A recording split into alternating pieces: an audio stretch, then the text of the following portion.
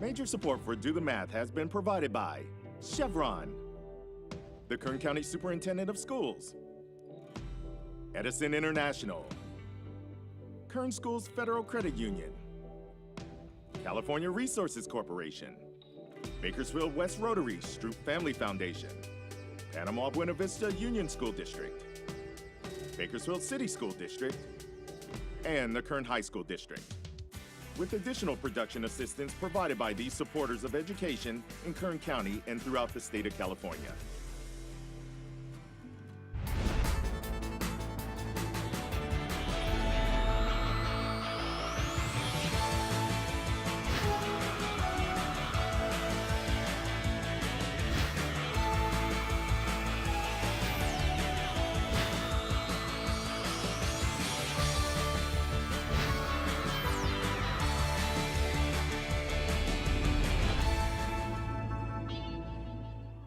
Well, good afternoon and welcome to Do the Math. I'm Michael, and with me in studio today we have a very special young man. This is our guest this afternoon. This is George. Why don't you let everybody know where you go to school and what grade you're in?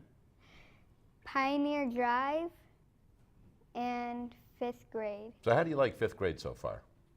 It's been pretty tough, but I still like it. So what's pretty tough about 5th grade? About the work, like the stuff you do at school, like. So all of it? Is there anything that's easier than something else?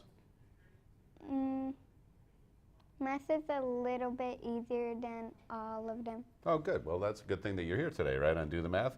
Hey, listen, if somebody wanted to get a hold of us, how could they get a hold of us? What are the phone numbers and things that people need to do? For Bakersfield, you call 636-4357. SLO Toll free, yep, you got it. 1-866-636-6284. Email dothemath@kern.org. Watch online, dothemathonline.net. And look for us on social media, Facebook, Instagram, Twitter, and YouTube. All right. Do you do all of that stuff? Facebook, Instagram, Twitter, YouTube, do you do all that stuff? Yeah, I don't do that stuff either. If somebody else take care of that stuff here. Now, you're here, and how did you, first of all, find out about Do the Math? Well, the thing at school, they give you a little sticker, and I showed my mommy. Okay. And then she emailed. So was this the first year that you found out about Do the Math? No. Or you knew about it before? Yeah. Okay. And did you ever think about calling in to do one of the math problems, or you've been pretty good at math? I've been pretty good at math. You've been pretty good at math. Now, you talked about getting a sticker, right? So is this the sticker that you're talking about? You got one of those stickers? Yeah. There you go, right? So just in case, now you got these stickers from your teacher in class, right? And what did you do with your sticker? I put it on the refrigerator and wait until my mom come home. Yeah, there you go. You didn't stick it on there, did you? Or you just put it up with something else like a magnet? Yeah, a magnet. Yeah, okay. I was going to say, that'd be pretty cool if you just peeled off the back and stuck it to the refrigerator. But anyway, the stickers that George is talking about, if you need stickers, all you have to do is give us a call at Do the Math. We have stickers like those. We also have bookmarks, binder dividers, things like that, posters, all sorts of materials for you in your classroom and for your teacher if they need something like that. So that's how you found out about Do the Math, right? Yeah. And then you wanted to be a guest on the show. Of course. Well, who wouldn't want to be, right? And now you're here. Are you ready to do some math? Yeah. All right, well, you know what? We're going to let you do some math, but first we're going to take a look at today's Math in the News.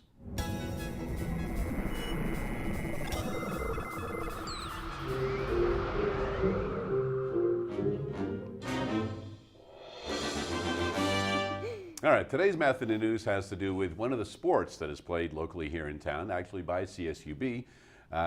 Do you play any sports, or do you like any sports? I don't play any sports. What sports do you like? Do you like to watch sports, or do you like the sport? Well, I like sports. Okay. Have you ever watched or played baseball? Yeah. Okay. Do you have a favorite team, or you just like playing it? I just like playing You it. just like playing it? Well, that's the best thing, is just playing it, right?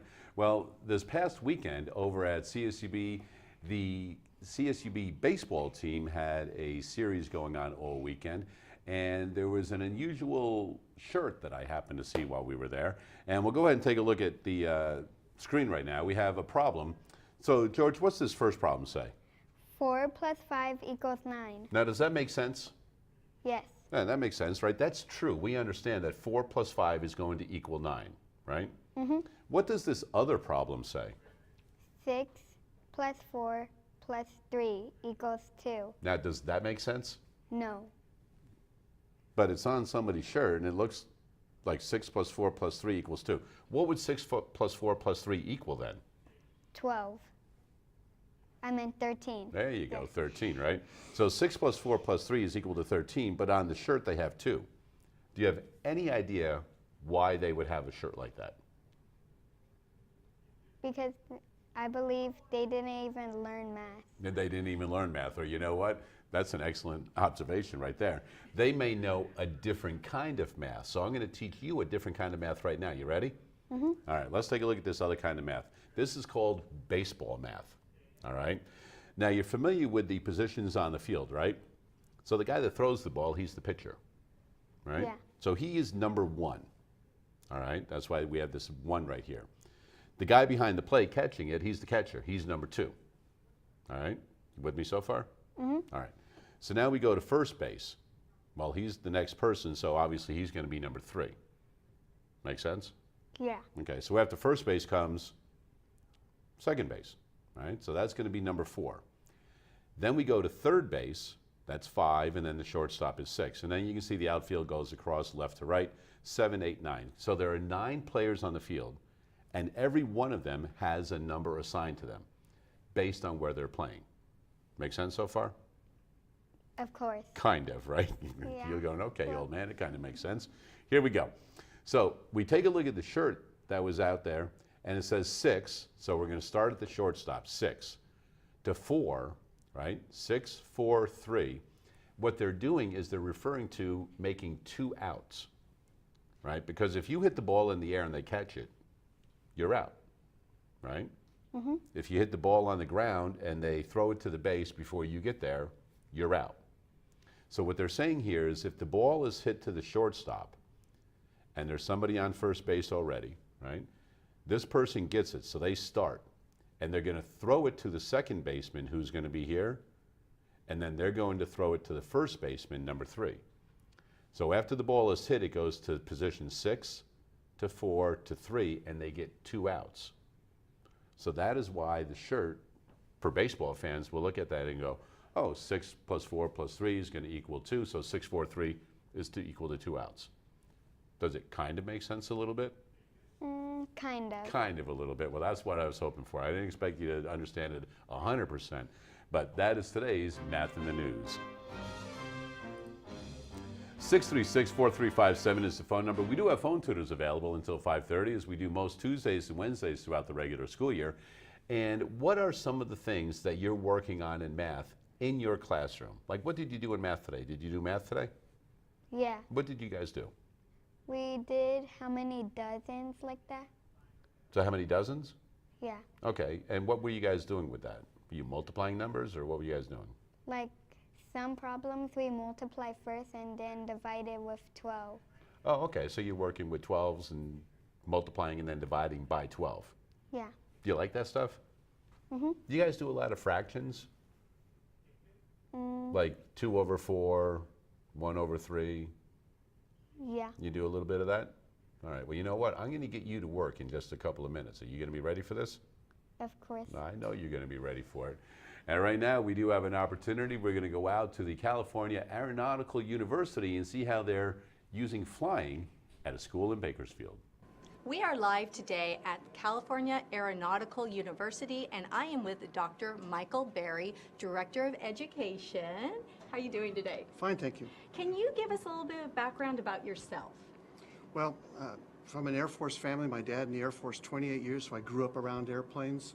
And so when I went to school, I wanted to learn how to fly. So in 1991, I got my pilot's license. I went on to Embry-Riddle, got my master's degree. and then my doctorate degree in management. So I've been around airplanes all my life. And how did you get here to the university? Well, it's very interesting. I was a director of online education at SBB College, and our president, Matt Johnson, we got the contract to come, and he came and asked me if I would help start the campus. So I left that job and was the first employee here. And how long has the campus been here? We got the keys to the facility August 15th of 2015, and our first group of students came in January 4th of 2016. 5 students, and now we're at 140 students. Oh, wow. And you're going to give us a little bit tour of the campus. It is really big. And I don't think a lot of people really know the campus is here, because when I drove up, I was like, wow, this is really cool. Can you give us a little bit tour of what's going on here? I can show you kind of where we're at with students Okay. and stuff. What's behind us real quick? Well, behind us here is, this happened to be my simulator. It's an early 1970 simulator that they used to use in the early part of education. The chair there, the instructor would sit there and they would close it off, and then the students would be flying, and the panel there, the instructor would change the wind or the altitude or the velocity or so, and they had to adjust to it. And then it's progressed now to the bigger simulator. Do you still use this though? No, Or is it just there? it's fully functional, but we put it there so they can kind of see what used to be to kind of the more advanced simulators these days. So this is, well, I would put it to like a ride, but it's similar to that. Right. So what we do, it's cost effective. Students, we can put them in the flight simulator and all the avionics and stuff, and we can push a button there at 3,500 feet. They can start practicing versus getting in an airplane, going over, doing a run-up. It takes them 15 minutes to kind of get ready to fly. So we can do some of the things very quickly here and repetitively, and the things that might be more dangerous or that students feel a little bit uncomfortable about, we practice it here first Before they go out there. And so that's kind of interesting. What type of planes do you actually use here? So our basic trainer is a Cessna 172, which is pretty standard in aviation. So the Cessna 172, but they have what they call the G1000 avionics, which is state of the art. So where it used to be gauges and all that, now it's all digital. And they can push a button and find out what the nearest airport is. They can push another button, it gives you a map for where that airport is. You can push a button, all the weather. So it's really pretty decent. And how large is it? I mean, how many people can fit inside that plane? Well, the Cessna 172 is seated for 4, but with the math aspect, we have to do weight and balance for every flight. So depending on who the pilot is and who the passengers are, we have to make sure that they'll fit into that aircraft so we maintain our weight and balance and our center of gravity. So that's part of the whole math thing that we do every flight. That would be a great math problem. Yeah. Okay, can we continue on? Yeah. Well, out here, so this is kind of where students hang together and talk, but we're going in here to the flight planning area. So we have right now, we have Elsa and Taylor, and so they're working on stuff. In here, we have our students get together with their flight instructor, and so they'll look over the flight plan to make sure that that's well done. They'll look over their weight and balance to make sure that all that paperwork's done. They sit, and every flight they would do a pre-flight. Here's what we're going to do today. Here's what you can expect. And then they go out and do it. And then at the end, after their flight, they come back and do a post-flight. Here's how did it feel when you did this? And this is what you could do better, or you did this really well. But here's how we get ready for the next lesson. So it's almost like a reflection. Correct. On what happened. Yeah, it's a process, a debrief of what they did so that they can learn from that. Okay. And then over here, this area also, is it like almost, it looks like almost like a study area? Yeah, it's the same thing. So right now we've got Luis, who's one of the instructors, working with Hank, and they're getting ready to do a flight. We have some charts up here that they use to kind of plan. The whiteboard, they draw out the airport and what taxiways they might use and how to enter the pattern, all those types of things. We have a diagram of one of our aircraft so they can actually sit in front of it and desk fly. It's a lot less, it's more expensive to sit and practice there before they get to some of those other things. And then you have a really cool room over here because it feels like we're in an airport when you walk in here with all the monitors. Yeah. Well, this is kind of the life center, dispatch. So if a student and their instructor are getting ready to fly, they come in here, and this is where they get all of their keys and stuff like that. And Nick, who's one of our students here can maybe tell you about that. Hi, Nick. How you doing? Great, how are you? Can you kind of tell us what's happening on all three of these monitors? Sure, so this is one of the last stops that the students make before they head out to the airplane and go for their flight. So here we have a lot of great information presented to us. Our left screen here we have basically our roster. This is the students that are scheduled for today and their instructors and the plane, and who's currently out in the air and who's coming up next. So before their flight, the students can come up and double check to make sure they're in the right airplane that they're scheduled for, and see the instructor they're with as well. Our center screen is kind of unique. We use Flight Radar 24. This is kind of a live traffic map, if you think about it. Right now there's no traffic in the air above us, but you can actually zoom out to any location and see live air traffic. So if we come over here, we actually see one of our aircraft over here in Santa Maria, 435 Charlie Alpha. Are they headed back It towards looks- Bakersfield? Can you tell by looking at that? It doesn't tell us from here, but you can sometimes, depending on the track, Yeah. it'll let you know. If You can assume that too. You can click on it and it gives all the information as far as its altitude and its heading, and even the aircraft information. Like our plane right there is a year old. So Now, it's not only your planes, correct? It could be Correct. other planes as well yeah, on this? as long as they're outputting what's called ADS-B information, it'll pop up on here. And sometimes it takes a little bit to load, but yeah, we can zoom out to the different maps and see exactly different types of traffic. Wow. Right now we have it filtered down though to our aircraft. Makes it a little bit easier to find. That area. Yeah. Okay, well, there is so much going on here and around in all these rooms, and we have more. I think when we come back, we have a math problem we're going to be doing, so we're going to send it back to the studio. All right, thanks for that, Marylou. 636-4357 is the phone number. We do have phone tutors available until 5:30. As a programming note, we only have 2 more weeks for live broadcast for this season, and then we'll be ending the live broadcast. But you can always check out Do the Math at dothemathonline.net, as our young friend told us about before. And also, you can email us at dothemath@kern.org. All right, you ready to get to work? Yes. All right, you and Cindy are going to go over to the board and work on a multiplication problem. So we have one for you right now, 3,476. So ahead, write you can it. go ahead and write that up there, 3,000. 3,476. 3,000. So 3476 7, 6. times 24. And as you're doing that, if you could explain to us the steps that you're going through. Okay, so what are you going to do first? Multiply 4 and 6. Okay, so go ahead and do that.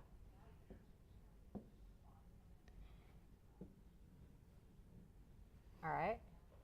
What's next? Multiply 4 and 7. Okay. So what do you get for that part? 30. Okay, so how'd you get 30? So you got 4 times 7 is, 28. and then what'd you do with the 2? Add it with the 28. All right, good job. Just making sure so people know where it came from. Okay. What's next? Multiply 4 times 4. Okay. So what's that? 19. Okay.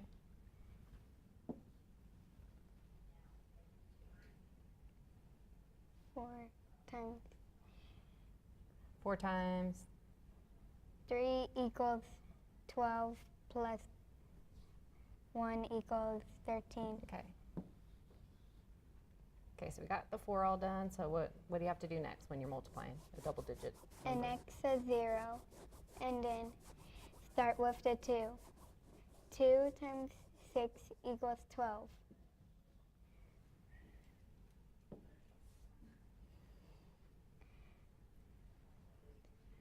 Two times 7 equals 14 plus 1 equals 15. 4 times 8 equals 8 plus a 1 2 times 4, you meant. You said 4 Yeah. times, but you got it. Plus equals your 1, yeah. 9. Yeah, yeah. 2 times 3 equals 6.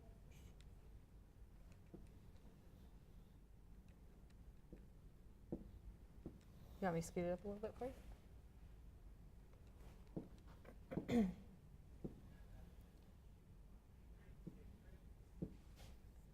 So then you're adding it all up.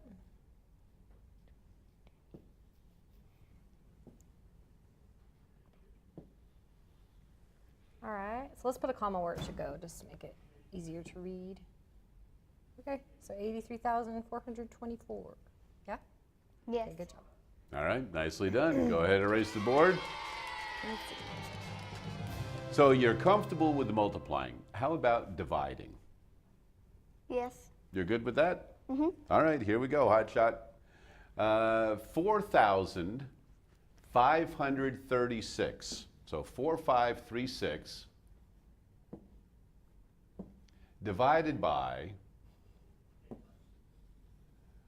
let's see, we multiplied by 24, so let's divide by 24. And we'll see how that works. Okay. So a bigger number to divide by, right?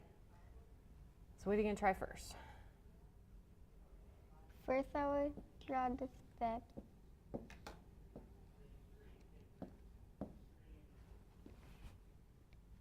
I would move it up, but then we'll run out of room for your thing, so leave it there.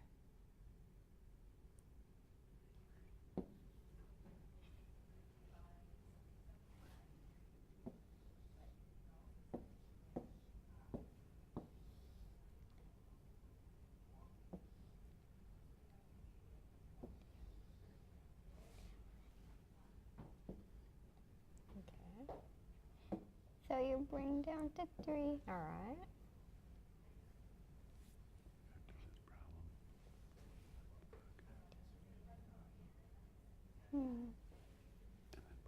Do you want to write more of this, or? More.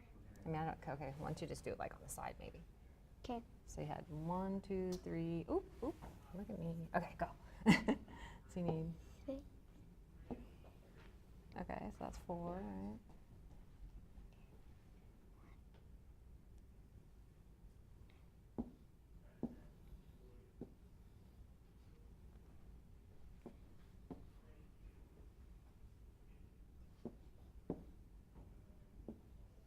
So now, just because I didn't learn it this way, but I get what you're doing. So you did like 124 is that, 2 of them is 48, 3 of them is, so you're adding 24 on each time, right? And just making a list?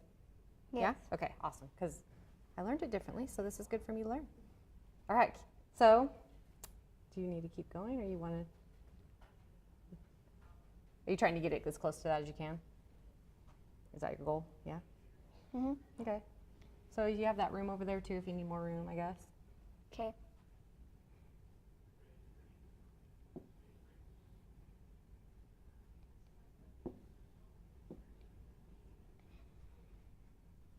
Getting closer.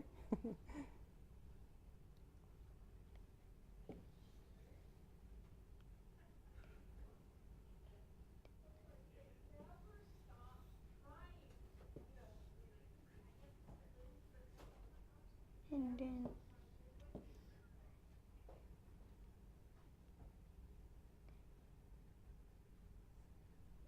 So you're adding this on, yeah? Oops.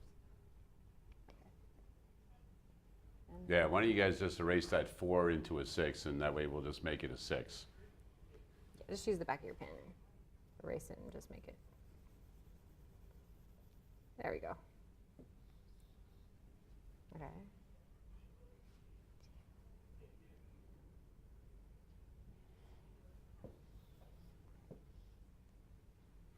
Okay, so we went far enough now. So how many is closest without going over? So 1, 2, 3, 4, 5, 6, 7, 8.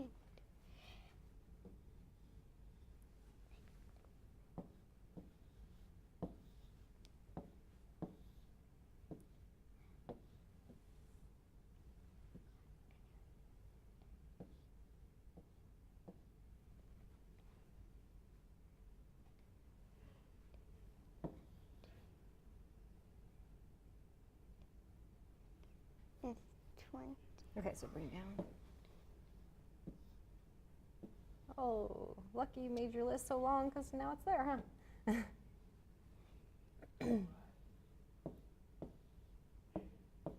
With just the right amount of room, too, huh? So at 189. Now, how can you prove that 189 is definitely the correct answer? Because this is, Is there a way that you can? Do you know how to check it? I Check think it? that's kind of Yeah, what you're right. meaning, right? Do you know how to check your answer? yes.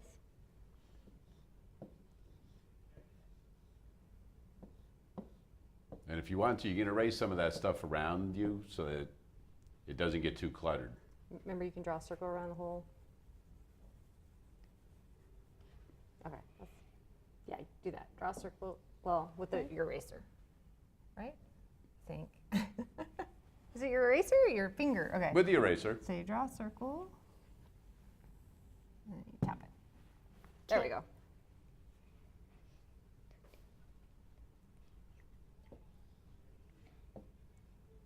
So you're just multiplying just to double check, right? Mm-hmm. So just like last time, so 4 times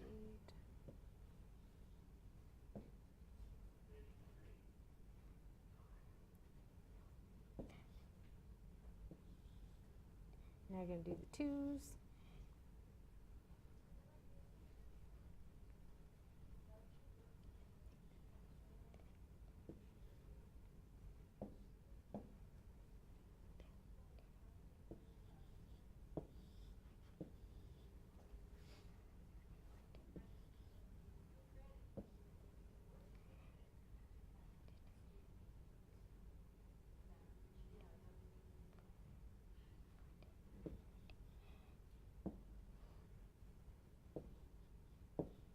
So did it work? Did it check out? Yes. Because it equaled that, right?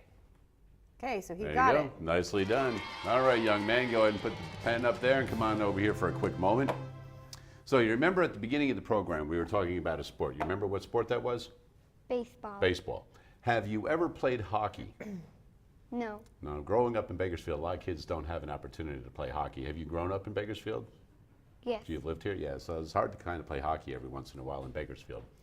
Have you been to a hockey game? No. Would you like to go to a hockey game? Mm-hmm. Yeah, why not, right? Well, you know what? For doing some great work right there, we are going to send you to the Bakersfield Condors to enjoy a hockey game.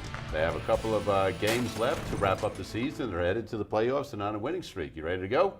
Mm-hmm. All right, so we're going to send you there. Hey, we'll be back with more right after this.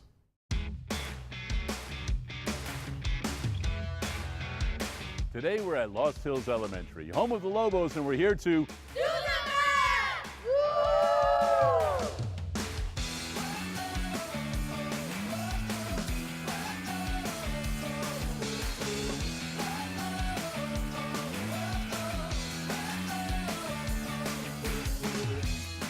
And here we are back at Lost Hills Elementary. We've got some students in 5th grade working on order of operations. Now, we were working with 4-4s before. All right, you guys ready for the next one? Yeah. All right, here we go.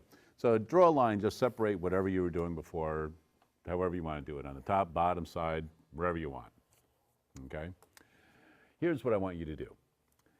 I want you to choose a number between 1 and 10 and write it on your paper.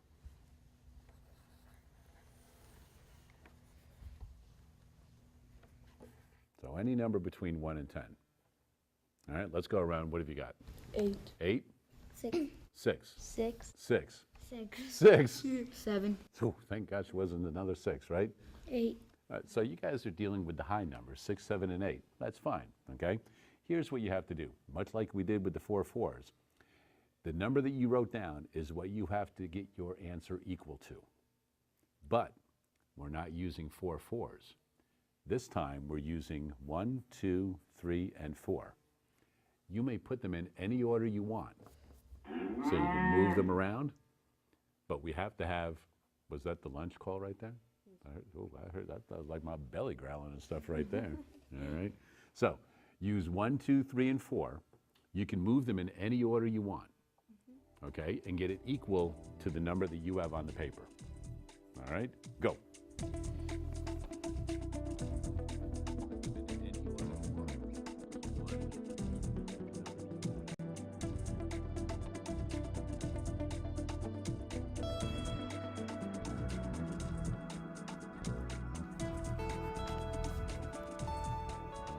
So you want to get to 6, all right?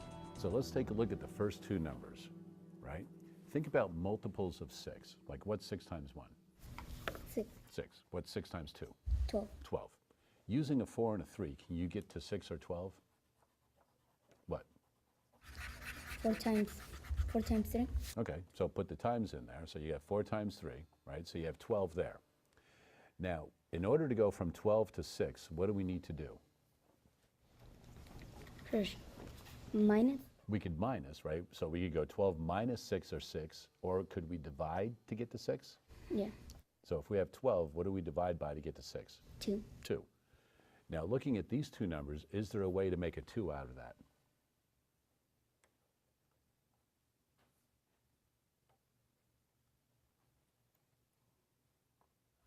Oh yeah. How? Time. Okay, so put the times in there. Okay, so now, what was this? 12. And what's this? 2. What do we have to do to these two to get to 6? Divide. Okay, so where do you think the division sign is going to go? I put the number. It's going to put right in between them, right?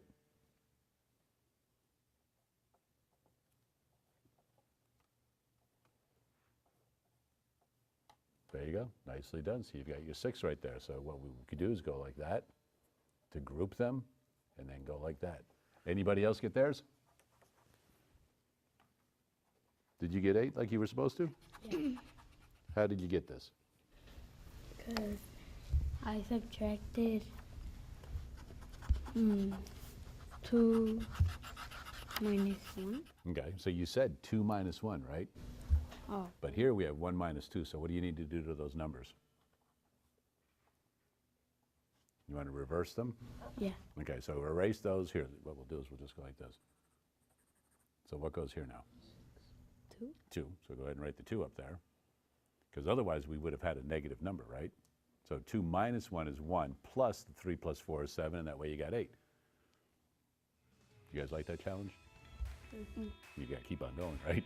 Okay, there you go. So we've got some of these completed, and some of the students are still working on their order of operations using 1, 2, 3, 4, and the answer they wanted to get out at Lost Hills Elementary.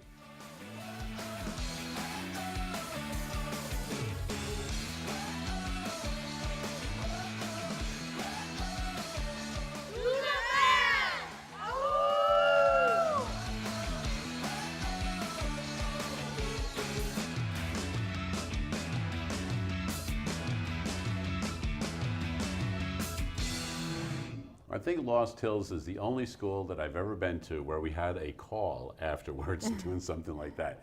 But anyway, big thanks to the staff and students at Lost Hills. And I believe in 2 weeks we'll have some students from Lost Hills coming on the program to do a little bit of math with us. We have George, a 5th grade student from Pioneer Drive, in studio with us. We'll get him working in a little bit. But right now we have another opportunity to go out to the California Aeronautical University. We are back live at the California Aeronautical University, and I am with one of the instructors, Moises. Hello. Hello. Now, you have a special role because not only are you an instructor, but you're also a student. Yes, I am, yeah. And how long have you been a student here? So it's going to be my 2nd year in this October. And you're not from Bakersfield, correct? No, I'm from Santa Cruz. And how did you get started? So I got started back, it started off when I was 10 years old when I started with a young flight. Right, my mom took me out to the airport and they took me up for an introductory flight just around my local town. And from there, I just been in the back of my head and just always been excited to do that. And it wasn't until high school I joined a program my friend introduced me to. And there they introduced me to all the vast careers in aviation. And with that, they also provided helping me with my flight training, as well as my instructor, as well making it affordable for my family. And here you are now, huh? Now you have a math problem for us, correct? Yeah, so we just have a simple math problem. So back in the days when we started, we started using these. It's called an E6B, electronic flight, a flight computer that we use, all right? So here we use calculated times and distance. So just like distance, rate, and time, we can figure out simple math problems, all right? So for example, we have our rate and our time. So if we were to use for example, we're flying 110 knots, meaning our speed, all right? We set our rate time right there. We look at our distance, all right? So our distance in nautical miles. So let's say we're going 80 nautical miles. We'll come down, and right there we can see we're between 40 to 45. So that little tick mark goes being 44 minutes of flight time is going to take to get there. So it's like a little cheat sheet. A little cheat sheet. And again, we expanded from this to using electronic. So again, it uses the same principles of all that. So in this case, it's weight and balance. So you use simple addition, subtraction, and multiplication that we all have to learn. And we use this, all right? So you just need basic operational foundational skills to help you. Yeah, basic algebra skills. Okay, so from this, where can you take that to use So that? from this gets you all ready from your flight, so you know what to do and how to prepare, what exactly distances, times, and safety things that we have to know, and we can take it up into the sim. simulator. Yep, the Okay, simulator. and that's where we're going now, right? And we have Elsa in here.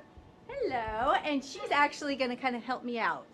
Okay, Hi, Elsa, welcome. let's say, what am I doing here? Okay, so today I put you on the Honolulu International Airport. So we're So gonna we're flying to take off- Hawaii? Or we're flying we're to already- Hawaii? we're Okay, already okay, in I'm on Hawaii, vacation. and we're just gonna fly around for a little bit. Okay, so the first thing you're gonna do is you're gonna take off. I'm gonna unpause the flight, Okay. and you should. There you go. So it's already started. So you're just gonna add full power. Okay, am I pulling or pushing this You're in? gonna push that all the way in, Okay, and you'll see it start to rise. So go ahead and push it all the way in. okay. Okay, and so you'll see we're starting to move now, and we're picking up airspeed. So you can see our airspeed's picking up here, right there. Okay. And then once that number gets to 55, we're gonna do what we call rotate. Okay, so put your feet on the pedals there. Horse And pedals. pull a Oh, okay. little bit of right there, so we can stay on there. Okay. Hold it here, and then now I'm gonna help you, and we're gonna pull back on this. Okay. It's calling what we call rotate, and there you go. And so now we're climbing. Oh, yay! I took off. Oh, I didn't crash. Not yet, no. And so now we're just gonna fly around. You can go as high as you want. And so the cool Okay. thing about planes is, unlike cars, we actually use our pedals, so our feet on the ground to steer. And then in the air we use this. This was our ailerons. So right now we're turning. So we can actually go back to level So here. what do the pedals do again? That controls? So the pedals on the ground, we use those to coordinate. So unlike turning here, like a Okay. steering wheel, we turn with our feet. And then in the air, we use our yoke here to turn there. Oh, okay. And one of the cool things is pilots, we actually have to calculate our banks of turns and everything like that, and how fast we're going, and use all of that. So you can see here we're doing a 20-degree bank. I'm and talking to that's what it you looks like and there. I'm turning because I'm going this way. Well, this is so cool. Thank you. It just you just did it so much easier, and you are also an instructor here. Mhm. I want to thank you, but I'm going the wrong way. I want to go this way. Well, Okay. when we come back, we're actually going to go outside and look at a real aircraft to see what they're actually going to be flying up there. So we're going to send it back to you at the studio while I continue to fly over Hawaii. All right, there you go. Be nice to actually be flying over Hawaii right now, getting ready to land right there. 636-4357 is that phone number. We do have phone tutors available until 5:30. Right now we're going to go to the phones. And Caitlin, how are you this afternoon? Good, how are you? I'm wonderful. I see that you're working on a problem dealing with area, correct? Yes. All right, so go ahead and read the problem. We've got most of it here, and then we'll start getting down some of the important numbers. You are going to wallpaper 3 rooms. You need to know the amount of wallpaper to order for each room. The ceilings of all rooms are 8 feet high. To find out the number of rolls of wallpaper that you will need for the room, divide your final wall area by 34. There are 34 square feet of wallpaper in one roll. Round up to the nearest roll. Okay, Living room, okay, so 34 feet will, a roll of wallpaper will cover 34 square feet, correct? yes. Okay, and then it's saying round up because we obviously don't want to be left shy on some, so we'll add more Right. to it if we need to. All right, so the walls are 8 feet high, and you've got 3 rooms. So what are the What are your measurements of rooms? the Yeah. first room? The living room, 18 feet wide by 20 feet long. Okay, so it's 18 by 20. Bedroom 1 is 11 by 15. And bedroom 2 is 12 by 14. 12 by 14? 12 by 14. 14, okay, I wasn't sure if you said 14. So if I'm reading this correctly, like one wall would be 18 foot long and then it's 8 foot high because that's where the ceiling is, right? And then we got another wall that's 20 feet long, 8 foot high. Yeah. Yes, okay.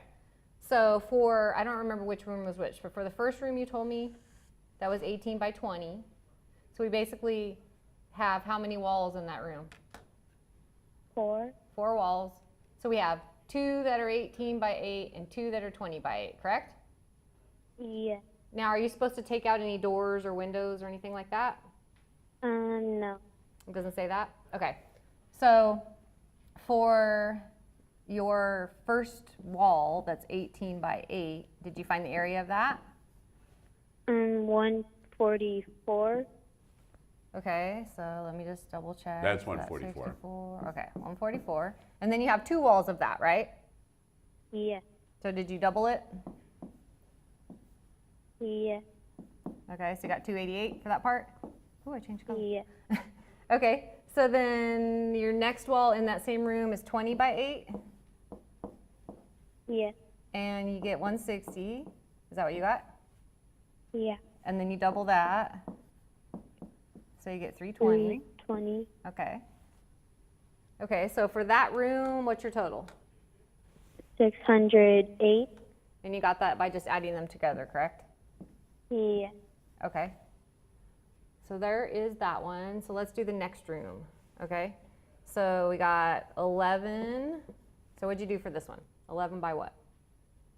15. Okay. And then you got 11 times 8. Okay. Which is 88. Did you double it? Yes. There's four walls again, correct? Yes. There's nothing unusual about these rooms. They're all 4 walls. Okay, so then you double it. What'd you get for that? 176. Okay. So then you have 15 by 8. 15 times 8. 120. And then you double that because there's 2 of those. 240. Okay. And then you add those 2 together, right? To get your total for that room. 416. 416. Okay. So that, what room was that? The bedroom? I don't remember. Bedroom 1. Bedroom 1. Okay, so then we're on the last room, which is 12 by 14. So we have 12 times 8. Is 96. Oh yeah, 96. And then times 2. I almost put 86. Okay, and then times 2 is what? 12. 192. 192. Okay, and then you have 14 by 8. Or 14 times 8. 112. And then 2 of those walls. So 224. okay, and then did you already add those up? Yes. 416. Okay. Well, it looks like 2 of the rooms are the same size. All right. So those are the 3 rooms you have, and you need to add it all up. You said you didn't have to take out any doors or windows, correct? Yes. Okay. Well, what we'll do is maybe do every room individually with rolls of wallpaper. Okay. Or does it matter? Do they want? Because you might have to do the rolls of wallpaper for one room, because if you add them all, you know what? We can do it individually for each room, Okay. see what it comes out to be, and then do them all together and see if we come up with the same number of rolls of Because you'd wallpaper. round for each room versus round at the end? Is that kind of what you're thinking? Right, because we'll see, what if we because want let's say different they're doing wallpaper for 3 different different types of rooms? wallpaper. That's what I'm saying, yeah. Right, If you want okay. a different design, right? Okay, so we'll do each one. So then for the first room, we had 608. And we're going to divide by 34. So let me ask you, Caitlin, do you get to use a calculator on this assignment? Yes. Okay, so did you already divide 608 by 34? Yes. What did you get? 17.88 or so 18. Right, so it's going to be 17.8, 18 and you rolls. already rounded it up to 18 rolls, okay. So let's see. I'm going to just go like this, 18 rolls, okay. All right, so then for your second room and your third room, because they'd have the same answer, right? 416 divided by 34. 13. So you already rounded it? Yeah. Tell me what you got before you rounded it. 12.235. Okay, and then you had to round up no matter what, right? So it didn't Yeah. matter that if it was 0.5 or bigger in this case because you can't short yourself on wallpaper. Okay, so you got 18 rolls for the first room, 13 rolls for the second room, and 13 rolls for the third room. Is that what you got? Yes. Okay, so total number of rolls would be add it all up, right? 44. So 44 rolls. Whoops. Not rules, rolls. Okay. Yeah, because if you have a different design in each room, you're going to need different wallpaper, right? So it's cheaper if you buy all the same design then, I guess, huh? Now, if we add them all up, we're going to get 1,440. Oh, wait. 1,440? If Oh, we you take mean all for three this. rooms, right? You So mean let's for go the square footage. 1,440 Okay. 1,440. divided by 34 is going to give us 42.3, which would be 43 rolls. So we'd save ourselves that's money what I'm on saying. one roll. There's going to be some difference Right, here. right. So the difference in one roll could be the difference between a right and a wrong answer. Yes. So does that make sense, Caitlin? Yeah. Okay, so if you need to, you can get all the rooms together, the same pattern, you'll need only 43 rolls. But if you do every room separately, you'll need 44 rolls because you'll need 18, 13, and 13. Yeah, so it depends on your pattern, I guess. Right. Then. So hopefully that makes sense. And if you need some more help, we do have people here until 5:30 this afternoon. And for a great problem, you will receive yourself 2 tickets to any sporting event at CSUB, courtesy of CSUB Athletics. All right, Hotshot, you've been having a nice long rest. You ready to work? Yes. All right, get over to the board. I would like you to choose a number between 1 and 9. And go ahead and write it on the board. All right, and we're going to put that over 10. So we have the fraction 6 over 10, 6/10. I would like you to turn that into a decimal for me.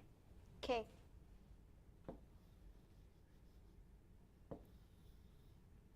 So explain how you knew to do that. Because in the tens, you put like a 0, like tens is like the tens Because right that's the here. tens place. Yeah, Yeah. exactly. Okay, good job. All right, what do you want me to do next? All right, so now what I'd like you to do is take that and turn it into a percent. So what's percent mean out of? Do you remember? Like your score. Yeah, so what's the total you could possibly get? What's the highest grade you could get as a score? 100%. Yeah, so percent's out of 100. So we want to make this something out of 100, right? Instead of 6/10, we want to turn it into something out of 100, right? Yes. Okay. So what do you think? What should we do? We should multiply it by 10.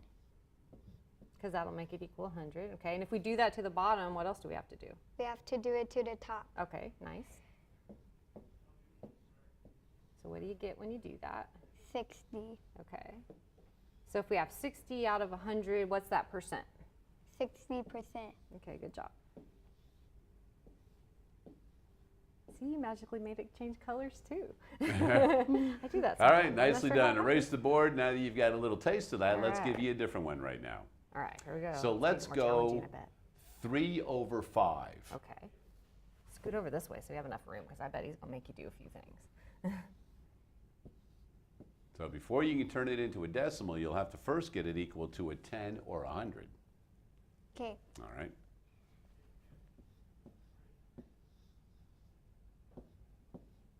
All right, so you're going to get it equal to 10. And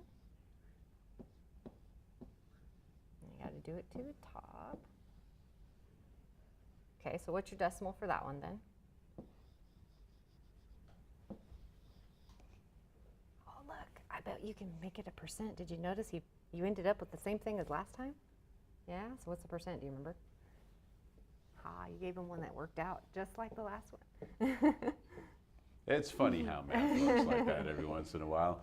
All right, nicely done on that one right there, George. We'll give you a little breather right now because the Symposium, we had an opportunity to visit last year. It's coming up this year, and it is happening on April 10th at the Kern County Fairgrounds.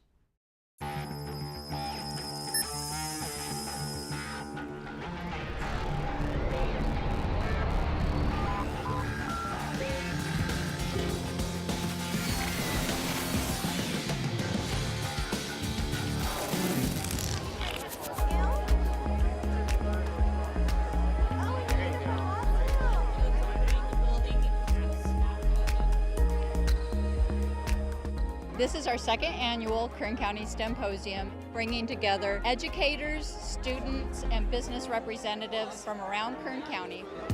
See, if you create that, it's actually creating some energy. It's an opportunity for businesses to light a fire in young people and show them this is what you will love if you decide to come work in my industry. Let me help you.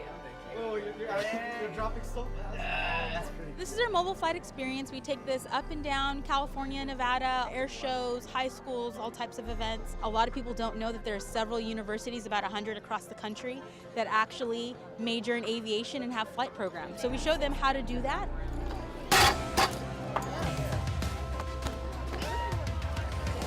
There's so much energy here. The event has grown probably threefold over last year. And the reason is schools and teachers see the importance of bringing the students out and giving them the chance to interact with the business community, getting the chance to see what job options are available in Kern County. But this year, we have a lot of younger students than we had last year. When they are as young as even 5 or 6 years old, they're starting to develop their opinions about what they might be interested in doing later in life. Police department has a booth in there for fingerprinting. There's another booth where the kids are building electronic circuits. They're controlling robots with their voice. Just keeping up the hands-on activities. That's something we've really pushed for out in Buttonwillow the last few years. It's all about the hands-on stuff where the kids get to explore and experiment.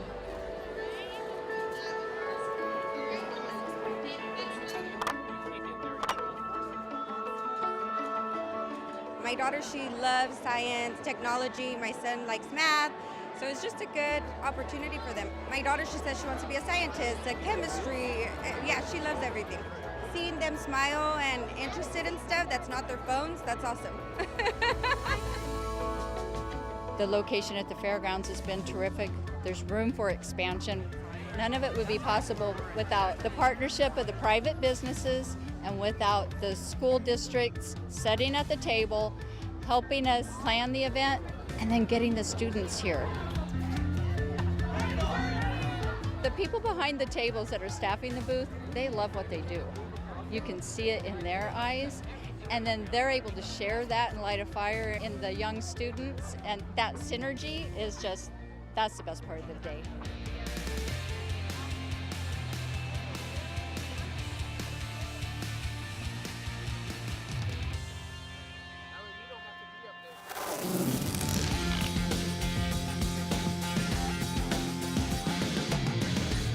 And once again, if you have an opportunity, that is coming up on April 10th out at the Kern County Fairgrounds. A lot of great opportunities for parents, kids, teachers. Does that look like something you might want to go check out? Yeah. Had a lot of fun out there with that symposium, huh? Mm-hmm. Well, you know what? Before you have fun, you have to work. Does that make sense? Yes. Back to work, young man, over to the board. All right, we're going to do some more fractions, decimals, and percents. Now, the ones that we had previously done were pretty straightforward and kind of simple. Mm-hmm. All right, so choose a number between 1 and 10 again.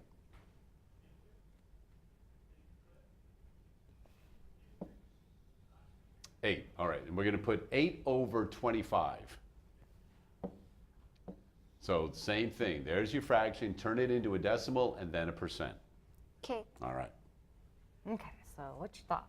What are you gonna do? So you gotta get it a place value, right? Can't get it to 10. What else could we make it be? 100. Okay.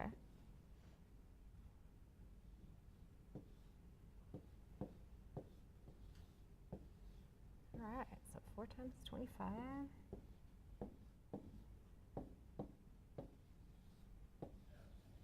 Okay, so we got 3,200. So now we're gonna make it a decimal, right? Yeah.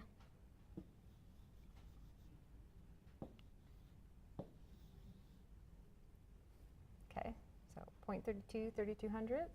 Did you want it a percent too? Indeed, we want all All three. right, so what's the percent?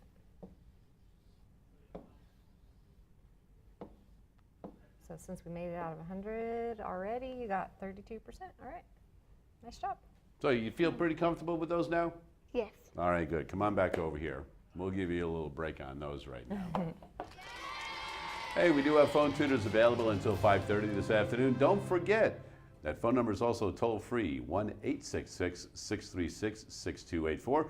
We have one more opportunity to go visit Marylou at the California Aeronautical University. We are back live at the California Aeronautical University, and I am with another instructor, Nick, who is also a student here. And we are outside with an actual plane that you guys do use. Yes. Can you real quickly tell us protocol? Sure. So we normally come out here and start towards the back of the plane, and we make sure that everything as far as aircraft go looks nice and sound. Antennas are attached, nothing's loose on the bottom. There's nothing extreme, any kind of big dents or anything like that. We continue working our way towards the back here, and we double check all the different connection points of the elevator, make sure everything's all good to go. Same with our rudder, our antennas. Kind of a nice eyeball check and all the linkages and stuff like that to make sure there's nothing out of the ordinary. Okay. Real quick, inside also, Yes. you have your check that you have to do prior to takeoff, Yeah. correct? So just like the outside, we do an interior check with our systems and everything. This is usually after we start the engine especially. This plane's kind of nice because it tells you anything that could possibly be wrong with it for the most part. It's a G1000 NXI, so it's pretty advanced. And this plane itself is actually brand new. It was born in March. So. Wow. Well, I want to thank you, and I want to thank Elsa and Moises for having us here today, because it's been really kind of cool, and there's been so much. There's so much more to check out. And if you are interested in becoming a pilot, go ahead and check out the California Aeronautical University with Dr. Barry. And again, thank you, and I'd like to give you a tile just as our appreciation for letting us come out here. Thank you so much. And there is so much more to check out here, but that's it from us today. We'll send you back to the studio. All right, thanks for that, Marylou. We do have phone tutors here until 5:30. All right, young man, I've got time for you to do one more problem. Over to the board. We're going to use the numbers that are important to you. You're in 5th grade, so Yes. put the 5 up there. And we'll put that over how old you are. 10. So 5 over 10.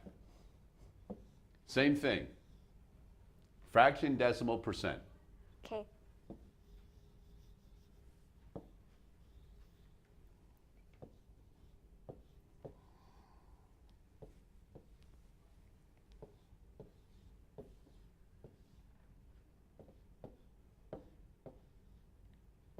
You've gotten quick at this, huh?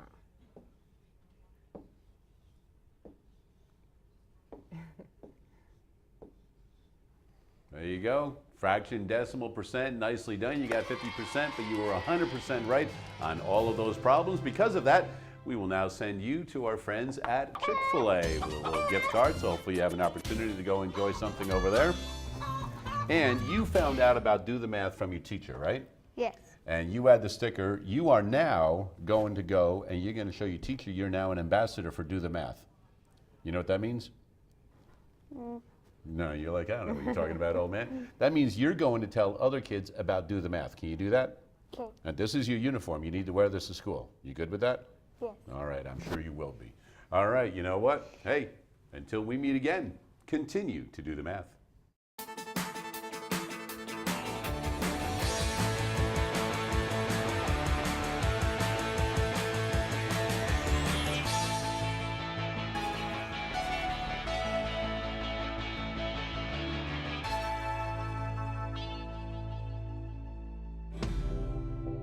Major support for Do the Math has been provided by Chevron, the Kern County Superintendent of Schools, Edison International, Kern Schools Federal Credit Union, California Resources Corporation, Bakersfield West Rotary Stroop Family Foundation, Panama Buena Vista Union School District, Bakersfield City School District, and the Kern High School District, with additional production assistance provided by these supporters of education in Kern County and throughout the state of California.